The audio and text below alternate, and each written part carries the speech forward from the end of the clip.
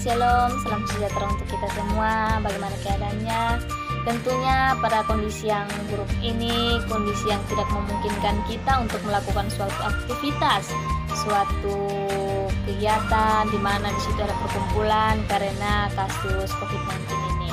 Sehingga kita harus menjaga jarak, menjaga imunitas kita. Saya harap semuanya baik-baik saja dalam kondisi sekarang. Oke, ada pepatah yang mengatakan, tak kenal maka tak sayang. Oleh sebab itu, izinkanlah saya untuk memperkenalkan diri saya. Perkenalkan, nama saya Lucia Versia Darulan Hale, biasa dipanggil Ayu.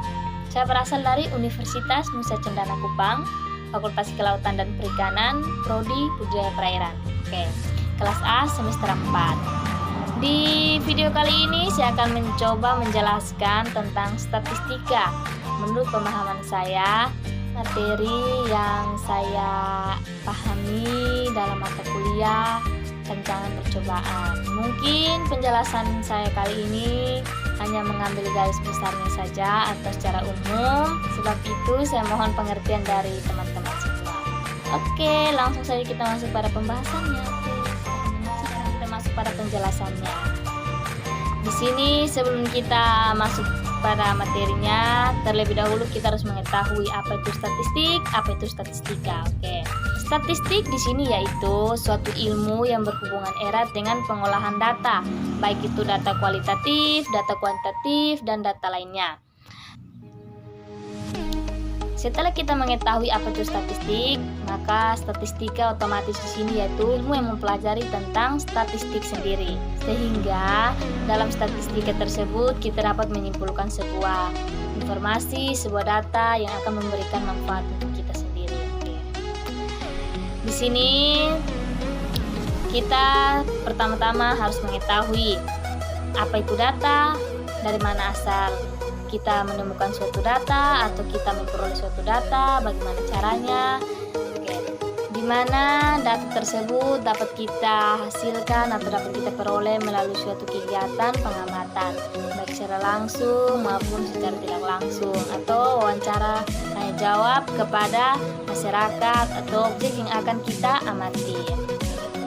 Sebelum kita mengumpulkan data, tentunya kita harus menentukan lokasi pengamatan. Di sini saya mengambil contoh lokasi pengamatan yaitu pada Balai Benih Ikan Sentral Nongkelep atau BBIS Nongkelep. Di mana populasinya yaitu BBIS dan contoh sampelnya yaitu sampel ikan mas, ikan nila, ikan karper, ikan gurame, dan ikan lainnya. Setelah kita menentukan sampelnya, kita menentukan parameter apa yang akan diamati. Contoh, parameter pengaruh pakan dengan dosis 10%, pengaruh pakan dengan dosis 12% pada pertumbuhan ikan. Itu merupakan parameter. Contoh lain yaitu parameter kualitas air, pengaruh suhu pada pertumbuhan ikan, terus pengaruh salinitas pada pertumbuhan ikan mas, parameter lainnya. Setelah kita melakukan parameter atau mengamati parameter tersebut, hal berikut yang kita lakukan yaitu PUBA atau ciri atau objek yang akan kita amati, contoh pertumbuhan, umurnya, dan sebagainya. Merupakan objek yang setelah kita melakukan semua pengamatan tersebut atau pengamatan secara keseluruhan, tentunya kita akan memperoleh sebuah informasi yang memberikan kita manfaat dan data-data, baik data numerik, data kualitatif, kuantitatif, sehingga kita dapat mengolah data tersebut menjadi suatu informasi yang bermakna. Adapun dalam statistika biasanya kita melakukan skala pengukuran. Skala pengukuran yang pertama yaitu secara nominal, ordinal, interval, dan rasio. Skala-skala itu biasanya dilakukan atau digunakan dalam proses pengubahan atau mengolah suatu data. Kita telah mengetahui apa itu statistik, apa itu statistika, bagaimana cara mengumpulkan data, bagaimana cara melakukan pengamatan dengan baik dan benar pada suatu proses reproduksi atau suatu proses pengumpulan data. Sekarang kita masuk pada tahap yaitu pembagian atau pengelompokan statistika secara umum. Statistika secara umum dibedakan menjadi dua. Yang pertama yaitu statistika deskriptif dan yang kedua yaitu statistika inferensial. Oke. Yang pertama kita akan membahas tentang statistika deskriptif. Oke, biasanya dalam statistika deskriptif kita mempelajari tentang apa itu mean atau rataan suatu data, median, modus atau nilai yang sering muncul. Nah, seterusnya dari modul yaitu yang dapat kita pelajari dalam statistika deskriptif yaitu yang pertama mean atau nilai rataan suatu data, yang kedua yaitu median nilai tengah, yang ketiga yaitu modus atau yang biasa kita sering sebut yaitu nilai yang sering muncul. Oke, yang keempat yaitu kuartil atau sekatan data sekelompok. Biasanya kuartil membagi data menjadi 4 bagian. Bisa kita sebut dengan kuartil 1, kuartil 2, dan kuartil 3. Oke. Dalam statistika deskriptif pun kita dapat mempelajari ukuran penyebaran data. Yang pertama yaitu jangkauan kuartil, yang kedua wilayah atau range, yang ketiga itu ragam atau varies. Oke. Statistika deskriptif pun biasanya penyebaran data memiliki masing-masing rumus. Kata kuncinya yaitu pemahaman, pengertian dari diri kita masing-masing. Setelah mengetahui apa itu mean, median, modus, kuartil, jangkauan kuartil, dan sebagainya tentang penyebaran data dalam statistika deskriptif. Oke. Menurut saya, kalau bagian dari rumus masing-masing penyebaran data, otomatis saudara atau teman-teman otomatis tahu. Karena statistika ini bukan merupakan hal baru dalam pengetahuan atau pendidikan. Karena statistika telah dipelajari mulai dari bangku pendidikan SMP, SMA, dan kalangan mahasiswa atau pendidikan tinggi.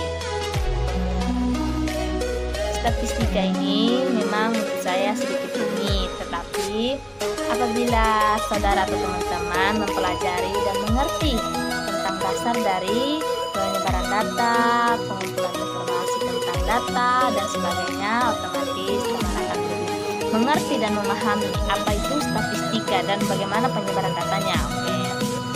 Sekarang kita masuk kepada langkah atau kelompok statistika yang kedua yaitu statistika inferensial. Ini ada pun pengertian atau definisi dari statistika inferensial yaitu suatu metode atau cara dalam hal memberi kesimpulan atau pengambilan keputusan tentang data yang diolah, data yang diubah untuk memberikan kita informasi yang lebih bermakna. Dalam statistika ini biasanya dipelajari tentang apa itu probabilitas atau teori kemungkinan, yang kedua tentang pengambilan sampling, yang ketiga tentang teori-teori uji dalam statistik, yang berikutnya itu yang paling penting dan utama yaitu uji hipotesis. Oke. Dalam statistik inferensial kita juga mengenal hipotesis, di mana hipotesis sendiri yaitu dugaan sementara atau perkiraan sementara tentang suatu kejadian yang terjadi atau yang akan kita amati. Oke. Dalam statistik ini pun biasanya kita kenal dengan hipotesis statistik atau dugaan sementara tentang parameter, yaitu rataan atau variabel dan proporsi atau bisa dilambangkan dengan P. Di sini tujuan hipotesis sendiri yaitu membantu kita atau mempermudah dalam proses pengambilan keputusan atau kesimpulan yang dapat kita ambil dalam suatu kejadian. Dalam hipotesis juga kita mengenal HO dan HI. Oke. HO sendiri yaitu dugaan awal atau dugaan pertama dari suatu kejadian, dan HI yaitu lawan dari dugaan awal tersebut atau HO. Oke guys, mungkin hanya ini video yang dapat saya buat tentang penjabaran atau penjelasan materi tentang statistik secara garis besar yang saya mengerti atau saya pahami dalam mata kuliah rancangan percobaan. Oke. Mungkin dalam penjelasan ada salah kata, salah pemaparan materi. Atas perhatiannya, saya ucapkan terima kasih. Sekian.